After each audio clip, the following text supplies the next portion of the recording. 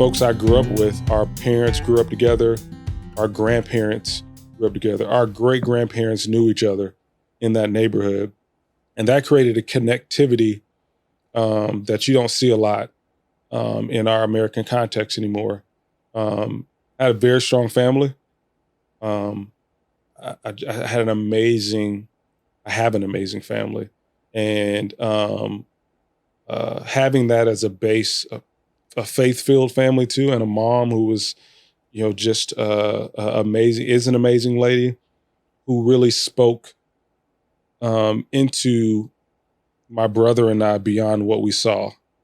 And so we talk about like what I dreamed of being. Like I thought I could be anything because she spoke that into us, that like she talked about college. I remember as a kid, like, who's going to college, Mom? Like, what are you talking about? Like, who are you talking about that's going to college? Because it wasn't a normal thing, but she talked about college as if it was normal. Like, you boys are, and she followed that with action. The school she sent us to, the educational experience we had. And so I thought that things were possible because of the word and the belief that my mom family put into my brother and I. But you still are limited as an individual by what you see too.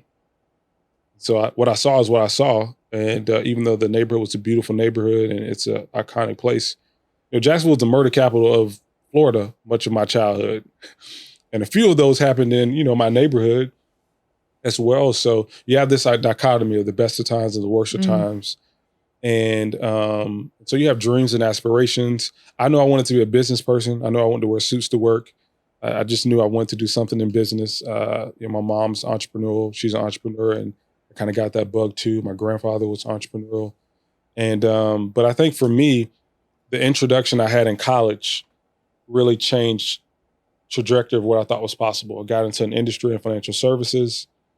And I had a coach. I was in my early 20s, and we were in a study group, and he was asking us what we wanted to have income-wise. And in so many ways, he told me, like, you have a small mind.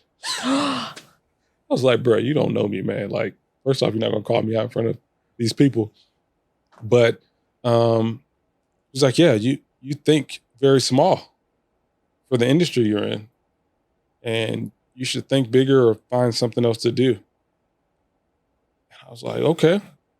And that was really a change for me because he tapped into something that was there. I just had to not have this wonky idea about doing well financially and those things. And he tapped into something that was there.